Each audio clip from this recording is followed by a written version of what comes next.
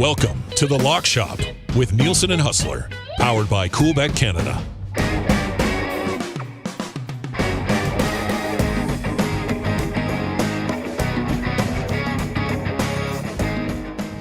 Welcome to another week inside The Lock Shop. And there's nothing better than starting a Monday after crushing NFL Sunday, especially a weird and wild Week 18, Huss. What a way to wrap up the regular season. Dude, that was it has to be the most profitable weekend in the history of the Lock Shop. I think so. I'm happy that Pat Gregoire is going to be joining us, and he's still wearing a Cool Bet shirt because I was worried that there may have been some staff movement this morning or cuts because I don't even know where to start. Partner parlay plus 625 hits. Your parlay plus 574 hits. Mine a plus 521 hits. The exclusive we got in right at the end of the show, the Bears are on the clock, came back. Shout out to Lovie Smith. Losing is for losers. You're not going to be there anyways to benefit from the number one pick. Go for two. Got it done. You ran the table with your best bets, 4-0. I was 3-1. It was an absolutely incredible way to finish off the season. I'm not sure why Thank You Lock Shop isn't trending on Twitter right now. But I did include that in my tweet just now of us going live. And I'll tell you what, I cannot wait for the playoffs right now, considering the way we started. And just before we get into it, I know we're going to bring Pat in, talk about this college football game tonight. I have our season report card, Dusty. Uh-oh. Here we go. This is the every public pick we gave out on the Lock Shop this year. So for Monday Night Footballs, starting off with that Buffalo game.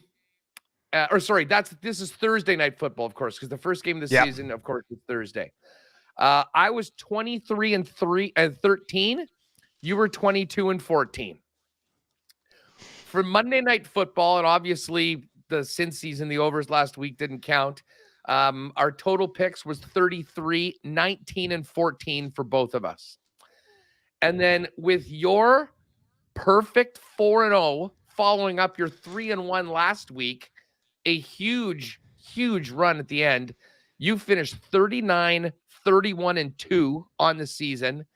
And after my disaster of week 17, I came back 3-1 and finished 43 and 29 on the season. So all in all, 85 and 56 for me, 60.2%. And if you just include the ties, like the two pushes, one on each side, 81 and 60 for you, 57.4%. That, my friends, is that's the year. I as I say, we can only hope to continue being as hot going into the playoffs because we finished strong, but overall it was an amazing season. There wasn't any real long lulls of bad picks. For the most part, we were pretty consistent. Even yourself, I mean, and me, I mean, there's a lot of 2-2 weeks. I had a ton of 2-2 weeks there, right? Like, I think we might have combined for 1-3 weeks. Like, there was not many bad weeks, which I guess leads to a 60% clip and a 57% clip for the year, right? So yeah. I had 2 losing weeks. I mean, I had the disaster of week 17 where I was 0-4. Week 5, I was 1-3, or week 4, I was 1-3, I think. And I had one perfect week in week 5. Other than that, a lot of 3-1s, a lot of 2-2s. And I will tell you, the DMs were popping last night. A lot of happy lock shoppers out there. So congratulations to everyone that rode with us, even in a weird week 18. Could not have come out any better. And I'm fired up. I had one guy who texted in this morning, 6 o'clock hour. It's like, Dusty, great weekend for the Lock Shop. He goes, if the Jets wouldn't have done that lateral fumble safety, I would have had another $900. I was just like, don't even get me started. That's the only pick I missed on. I had the Jets plus 3.5, and sure enough, they're down by 3, and must have been 6 laterals into their own end zone from 20 yards out. It was a disaster. So, tough one. When we're talking about the Jets, don't bet the bad Jets, the football Jets. right there. The good Jets. Right there. The red hot Winnipeg Jets right now. Perfect weekend here. I got to tell you, the vibes going into WST today at 1 o'clock are immaculate right now between the hockey team, everything that happened this week. Chiefs have the bye and the 1 seed. I mean, listen, pinch me. Good time to be Huss. Good time to be Huss. Let's bring in Pat Gregoire from Coolbet. He's going to help us on that college football game tonight because him and Jake have been betting college football all year. We're going to kind of set that bad boy up for you. Pat, sorry for roasting you guys this weekend. How you doing? I rolled out of bed. I still had a roof over my head. I still had a job, so I guess things all right. But, man, bravo to the Lock Shop. Unbelievable. Yeah, you guys have had some hot weeks before. I was trying to go back and look to see maybe when you've also hit like a long shot and some golf. But, yeah, no doubt with all the parlays and just how fire your guys' picks were, no doubt it was probably the most profitable weekend that you guys had. But, hey, I rode with a lot of your picks. I was on a lot of your side. So, financially, it was good for me as well. So I'll definitely take it. We got to give a shout out to our boy JD Bunkus as well, because I know both yes, of us the Cowards parlay. The Cowards parlay, which came through at a nice little tidy plus 250. And it was a wild week. I mean, Pat, I don't know what stood out to you. I mean, as I said, I was at the hockey game yesterday afternoon. It was that crazy, week 18. Chiefs had already won on Saturday. So I went to the hockey game. The first period, I was basically just refreshing my score app, seeing what was happening in that Houston, the Indy game. But I missed the end of the Jets game. That was a very, very bad beat for Dusty. But no worse beat than Packer backers who had to see their team get bounced by the mighty Detroit Lions. It's really unfortunate the Rams weren't able to win that game. I mean, listen, Geno Smith's been a great story. He deserves to be in the playoffs. He'll probably get comeback player of the year. But, man, it would be awesome to see the Detroit Lions play next week in the wild card round. And I'll tell you what, they would not be an easy out. I don't think a lot of teams would want to play them, to be quite frank, with that offense. And now that the defense is starting to be dialed in, it does suck that we don't see it. Because there's a few teams in the postseason right now that I have just zero interest in watching. Let's be quite honest. But, Dusty, you said it, man. A playoff berth would be awesome. It would be unbelievable for the franchise, but a nice gifting package to Aaron Rodgers to end their season would be just as sweet. And that's exactly what they did. I'm so mad I didn't bet the money line. I had them by the spread. I had a bunch of other props as well, too. It was an awesome night. And then topping it off, seeing Aaron Rodgers' season being done, it was quite the evening for myself. But I could only imagine, Dusty, how you and all of Lions Nation were feeling. It does suck. And I almost at the point when, Baker and the Rams couldn't get it done, I was like, damn, I wish maybe I didn't place that bet because technically they've got nothing to play for. Yeah. I was like, who are we kidding here? No. This team is going balls to the Dan wall. Campbell. Yeah, it's Dan Campbell. Like that guy does not play for anything. So I'm super excited to see what they can do next year. Let's be totally honest, guys. This was a week where all three of us and a lot of listeners and cool bettors were saying like, ugh, this board is ugly. Well, it just goes to show you sometimes when you think you don't have a good read on the board, it sometimes is your best week. And I think that's what's happened here for a lot of bettors, and especially a lot of bettors that follow this show. Well, and one of the other crazy things was the line movements. And you always expect that in week 18 because, I mean, even when we're doing the program, we're based it on the information we have at that point and we're putting the bets in, but things can change.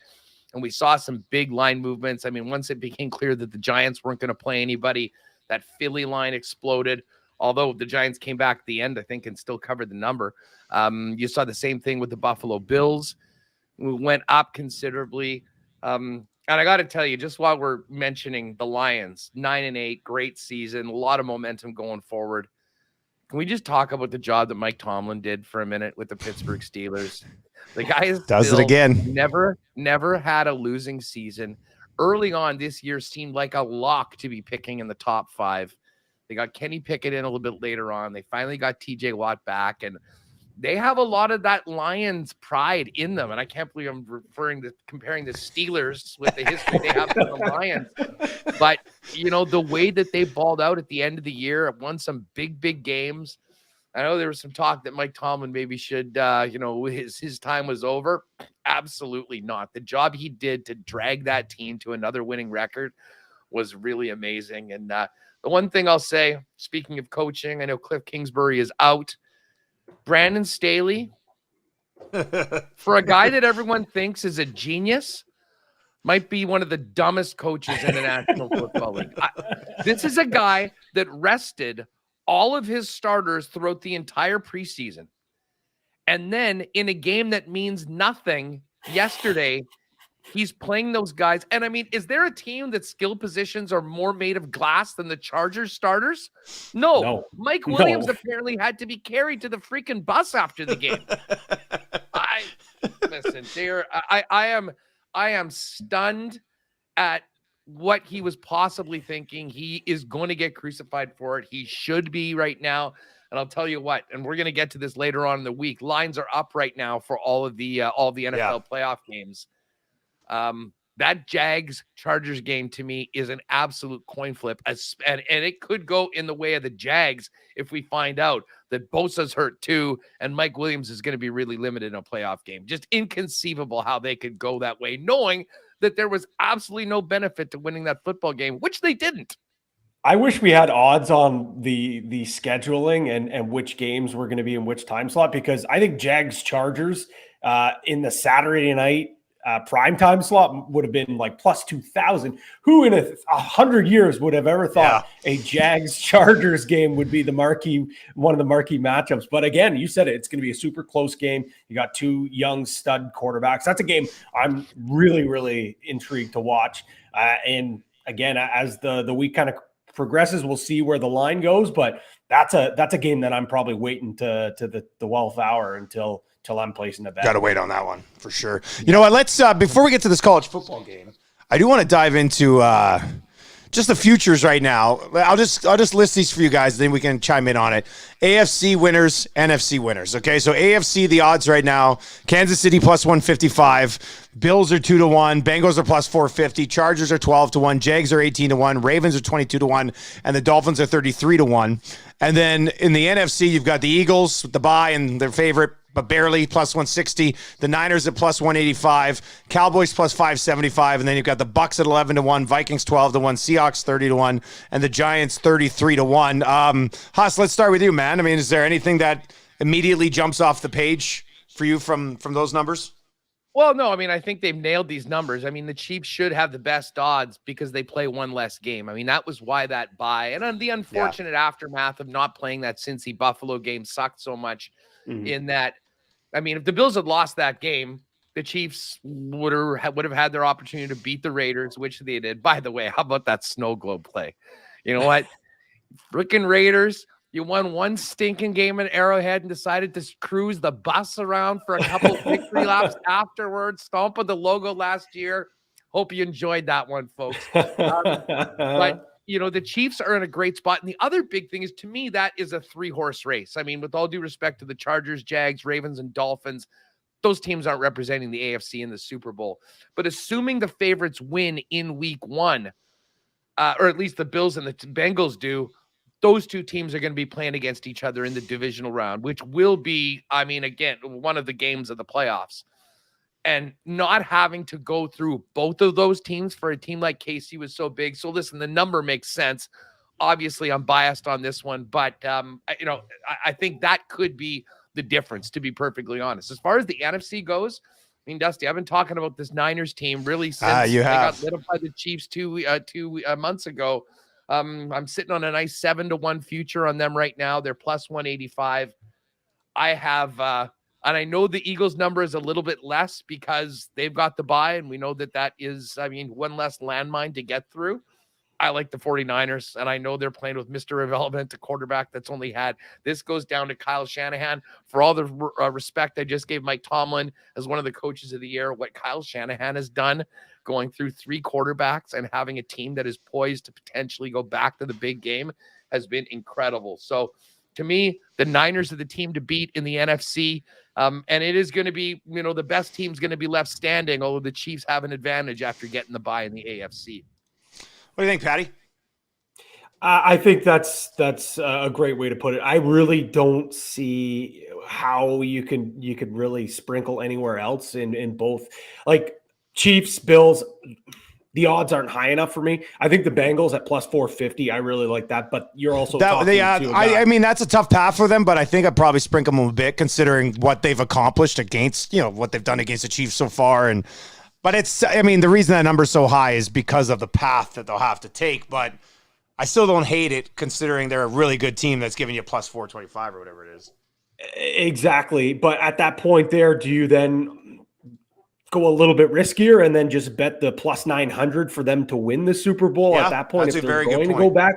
So that's where I kind of look at that. I've got a ticket for them 11-1 to win the Super Bowl right now. So obviously I've got a big time emotional hedge for the Bills here. In the NFC, to me, I'm totally with Huss here. The 49ers are the team to beat. I know the Eagles will say something else about that, but just the way that they're built, the only big difference is Brock Purdy. Will he turn into a pumpkin in the postseason? But we've seen Kyle Shanahan teams before go deep in playoff runs with non-elite quarterbacks, but can they do it with Mr. Relevant? I don't know. Again, Eagles, that number's way too short.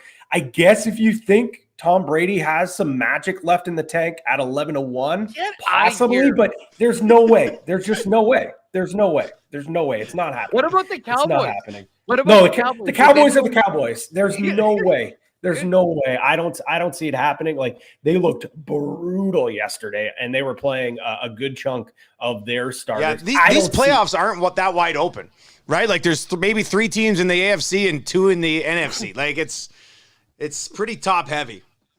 What are you gonna like the Vikings like the Vikings at 12-1, literally the worst team with that record of all time. Like, give me a break. Vikings go on a run here too. I mean, like, they win all these close games, they get killed, they win close games. I mean, they're just getting ready to win like 3 close games in a row. Watch them win 3 games by a total of 5 points and get to the NFC and then get murdered in the Super Bowl. Now, I the one thing before we move on, guys, the Ravens at 22-1, maybe if Lamar's healthy, you could think about, like, I'm not telling you to put your mortgage on this. I mean, just if you're looking for a long shot to have some fun with, maybe. But that's also, you could be having a ticket where you're now riding with Huntley to go on a playoff run. That's just, again, one that I'm looking at if we had to, for argument's sake. But I totally agree with you, Dusty. I think this really is a 5-horse race for the Super Bowl, to be quite honest. They're just, those 5 teams are so much better than everyone else. Well, and just quickly on the Ravens, when you look at that number tells me they don't think Lamar's playing. Exactly. And I'm not sure Lamar hasn't played his last game as a Raven, to be perfectly honest with you. I mean, they've got a huge decision to make. He's been holding out for a Mahomes type contract. I'm not sure that that's going to be there for him. So, like, the quarterback carousel is a much longer conversation going into next year, but it is. And just quickly back to the Niners. Let's not forget that Jimmy Garoppolo was 6 for 8 in the NFC Championship game. Kyle Shanahan is more than happy to lean on. And now they've got Christian McCaffrey. Yeah. I think that was a big part of getting him, so they could be even more dynamic on the running game and the short passing game. So, I don't know. Bring it on. Starting off with Geno Smith going up against the Niners on Saturday afternoon. But before we get there, we got a big football game tonight. Yeah. Well, I mean, and Pat, you've been more into this year than us. We want to get you on to talk about this. It's I know I've been, like, you click online to look at previews of this game and you see links to, like, 5 biggest upsets in college football final history. Like, what is it, 13 right now? 13 and a half? Like, give us a take on this game. What are we expecting from TCU? Can they hang around here? Is there a way they can pull off an upset? They've been doing it all year, really. This is a team that majority of the analysts had picked to come 5th in their own conference, in the Big 12, and say what you will about that conference, compared them to the Big 10 or the SEC. This is a team that was not expected to be here, but they've been so unbelievably well coached. They've found ways to win. It's just that typical Cinderella story. Now, are they going to be able to pull off it? I don't see it. This Georgia team, from start to finish, they had some lulls here and there, But as we've seen in some previous years with teams like Alabama that are on these historic runs, they play with their food a little bit and they get bored sometimes and they have some scares. But I think from start to finish, this Georgia team has been the best team. I know they didn't look very good against Ohio State in the Peach Bowl as well, but I think they get it done. I don't really have a play on the spread, to be quite honest, because of that number. And TCU with their history this season of sticking around, like I could see it close, but I feel like if I do bet TCU, it's going to be Georgia just absolutely stomping them and this not being a close game. So with that being said, I really like over 63.5. TCU's offense is dynamic. Max Duggan, Heisman finalist. Keandre Miller not being in certainly hurts, which we'll get to one of my plays in a little bit. But Georgia showed that they're not just that defensive powerhouse. They can score. Stetson Bennett has proven on the big stage that he can make those big throws. So for me, I think I'm definitely hammering over 63.5. I already bet it at 62.5. It is 63. I'd still play it. I think we could see like a 41-28 type of game here. So I definitely be taking the over. There's a couple other props that I certainly love as well, too, if you want me to get into those. Yeah, give them to us. Give them to us. Yeah, hit it. Like, come on. We're desperate. We're starving for action on this game tonight. Take notes, lock shoppers. Let's go. So, first, I think my favorite touchdown prop, and I already talked about him, is Max Duggan. Plus money, you're getting him at plus 140. He ran in 2 touchdowns in the semifinal against Michigan. No Miller, their starting running back. They're starting, or I shouldn't say no. They're saying he probably is going to play, but he's super banged up. So I don't know how much they're going to use him in the red zone. They really like running that RPO style of offense, especially in the red zone. So I think we see him find the end zone at some point in this game, especially you're getting it at plus money. I really like that. He scored 3 touchdowns in his last 2 games. So that one's great. The other one I like, Ladd McConkey. Not only does he have one of the best names in college football, he's one of the most dynamic. And this guy, you look at him, he's not your prototypical college football receiver, but he is really, really good. And him and Bennett have a ton of chemistry together. He has been banged up, and I think that's why we're seeing this number at minus 105. If you look a lot of the other books across the market right now, you're looking more at like minus 140, minus 135. So you're getting a ton of value here at CoolBet, almost even money. So I love that one. Again, yes, he is a little bit banged up, but he has been a stud. Outside of Brock Bowers, who's another guy that you might want to look at some of his totals. I'm on Brock Bowers over 67.5 reception yards. TCU struggled to defend against tight ends. This guy's an absolute stud. So I love the over on him. And then even Max Duggan over 32.5 rushing yards. Big fan of that one as well. Without their star running back, I think they're going to have to get creative with the RPO offense. And I have an exclusive here. I know you guys are your fans of exclusives. So it's Patty's Natty Parlay over 60.5. Ladd McConkey anytime touchdown, and Max Duggan over 32.5 rush yards. That's plus 450 exclusively at CoolBet. Right. And there are a ton of exclusives, some really good ones. So you want to check them out. I mentioned Brock Bowers. You can get over 59.5 receiving yards, plus him to get the end zone, plus 180. Teach Me How to Duggan, Max Duggan over 200 passing yards, plus 32. Did Jake come up with that yards. One? No, that was all me. I'll take all the credit. That was good. I like that. That was all me. I was all me. Jake's still in Buffalo, I think, right now, licking his wounds from that Patriots loss. So the fact that he's not going back to the playoffs, he's still hiding in Buffalo right now. I don't even think he's crossed the border yet. So, but no, that one was me. I'll take full credit. Although Jake has done a pretty bang up job with some of these names. The CoolBet group chat certainly gets buzzing when we throw some of those names out there. While we're at it, Stetson Bennett, 2 passing yard or two touchdowns, passing touchdowns, plus 275 passing yards, and Georgia to cover 10.5. That's plus 325. So you can see those all in the exclusive tab there. So I'm excited. This is always one of my favorite nights of the year. When it's a closer game, it's obviously a lot better. We have seen some blowouts in the past, so that's why I'm kind of staying away from TCU on the spread. So I'm taking the over and taking a shit ton of props, as you just heard. Yeah, you did. Well, you enjoy it, buddy, and we'll catch up later in the week. Thanks, Awesome, Patty. fellas. Take care, fellas. That's Pat Gregoire. And once again, if you go to CoolBet, click on exclusives. That should be able to find all that list of exclusives that he just laid out here, Huss. We're both on the over 63.5. But you are going to go with TCU here. I'm going to I don't follow college football enough.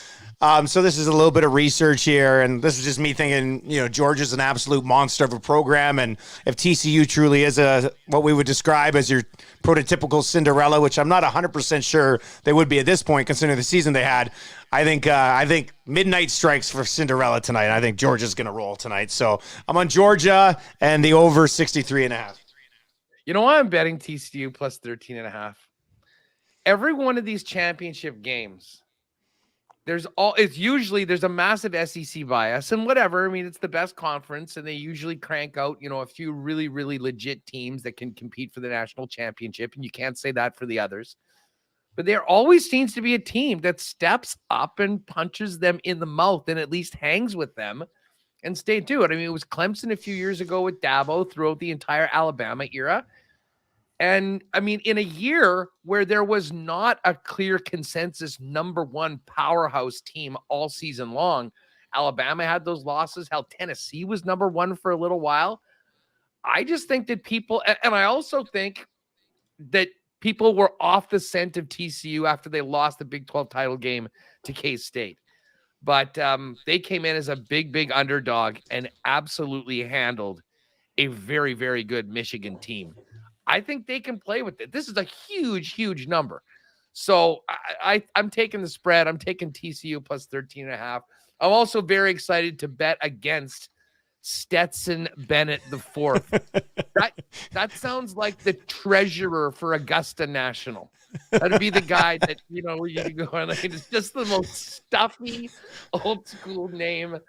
Stetson Bennett IV wears a sweater tied around his neck, the arms, 100%. Cardigan boys. Yeah. Listen, they and if you look at them, I mean, he does have a great story.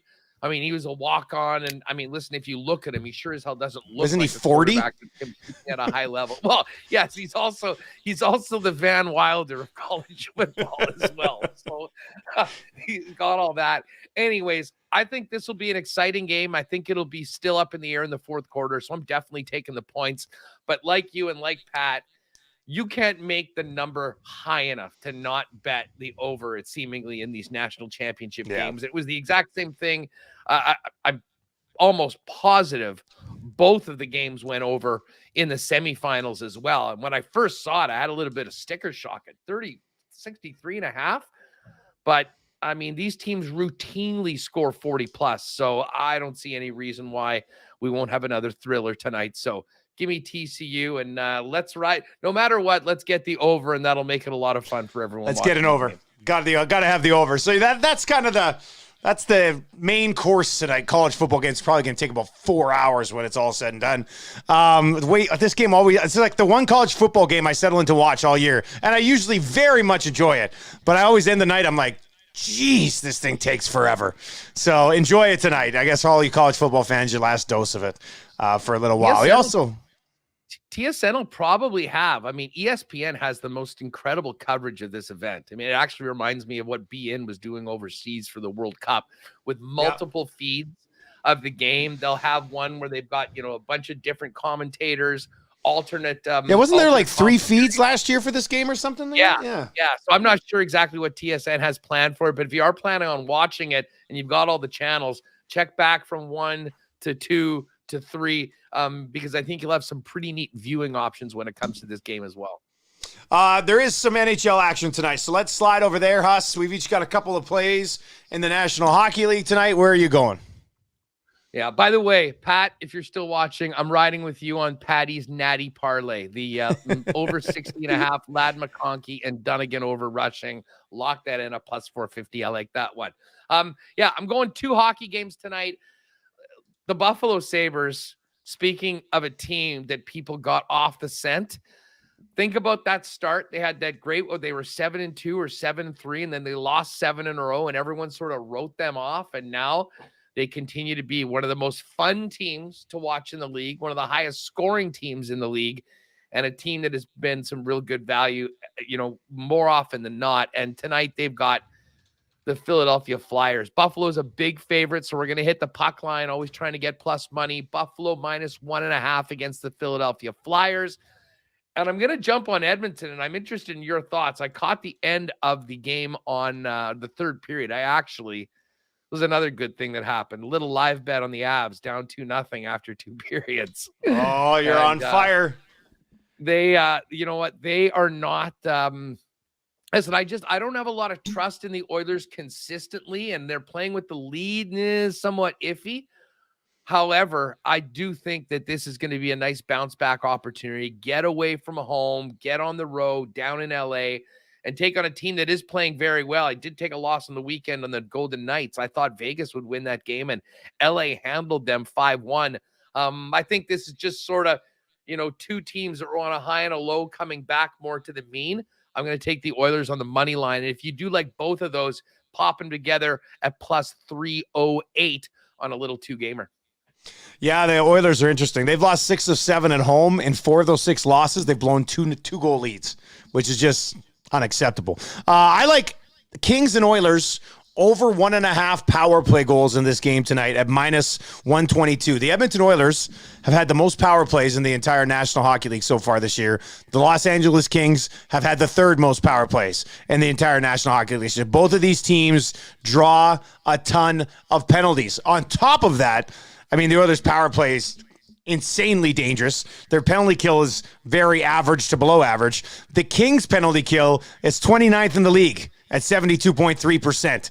So if you're going to throw the Oilers could do this on their own, but considering how bad the Oilers' penalty kill is, I always love these over 1.5. I think we hit one of these a couple of weeks ago in the lock shop. So let's go Kings and Oilers, 2 teams that draw a ton of penalties, over 1.5 power play goals tonight at -122. And then Seattle, Montreal, over 6.5 at -106. I do think if you put these together, it's like plus 284 or something like that. But I listen to some of these numbers. Seattle's last 3 games, they've scored 5 goals, and 8 goals. Finished over in 2 of those. Montreal, in their last 5 games, they've allowed 7, 9, 6, 4, and 4. So the Habs have just been hemorrhaging goals against right now, and Seattle can score them in bunches. So I really like this over 6.5 at -106 tonight. So those would be my 2 plays in the National Hockey League this evening. It's so funny you hit the over on the Seattle Montreal, because that was the other pick I was strongly considering for it. Yeah. And I ended up going on the other ones, but I'm glad we've got it in there. I'm sure I'll jump on that one with you too. And listen, where the hell did all these goals come from in Seattle? Like, I know, Matty Beniers. Yeah, I guess Eberle. Oh man, they had the 8th spot the other night. Anyway, they've been a great story. Listen, they're still in a playoff spot coming up to the halfway point of the season. Been one of the great stories so far in the year. But little bit of hockey tonight, a nice college football, and we just sort of get ready to take in all the news from today around the National Football. You can get ready for, there's the best bets. I guess we will have a best bet or 2 that we like the most, but damn well we're picking every single game against the spread come playoffs. And back to 0 though, Dusty. Nothing. We can't count on anything now after a great regular season. We're back. Great regular season though, buddy. For you to pick at 60%, which was awesome, and you were steady all year, and I closed hot at 57%. So that's a really nice season in the National Football League. So we're doing well. Tell you what, you finished off with a perfect week, 7-1 in the final 2 weeks. You're getting hot just at the right time. I know. So, tell you what, later on this week, we'll do that. We got a big golf tournament, Sony Open. We'll hit that on Wednesday, and maybe get back tomorrow. Let's just see. I'm sure we've got a big pretty full slate of the National Hockey League tomorrow. I already looked at. I think we got like 9 games or something like that. So big game for the Jets tomorrow. They got to beat the Red Wings to send our guy Bones to the All-Star game on the bench, Rick Bowness. And What a I'll hero. tell you what, it would be a great story. He's already been a great story here in Winnipeg with the turnaround. But Dusty, I and a lot of lock shoppers and WSTers have major investments in massive Rick Bowness, Jack Adams futures from earlier on when everyone was sleeping on them, 28-1, 30-1. And I think that the attention he'll get from being the all-star coach. Well, I mean, listen, Jim Montgomery and what he's doing with Boston is incredible. I mean, if they continue to win at this clip, he'll win it. But if they don't, that is going to be a prop that we'll be following very, very closely. And listen, I can make an argument that everything Bowness did with the culture change in Winnipeg, like he wasn't walking into the Boston Bruins. But anyways, tomorrow, if the Jets can win that game, they'll be assured of having the best winning percentage in the division the next day when the coaches are confirmed. So I have a feeling Winnipeg's going to go into that game and really, really want it. Connor Hellebuck's going to be coming back home. They'll see their old buddy Andrew Kopp. I'm sure that one will get a mention tomorrow on the Lock Shop. But in the meantime, let's enjoy this football game tonight and hopefully get a couple winners on the ice and keep things rolling. We'll talk to you tomorrow, buddy. Later.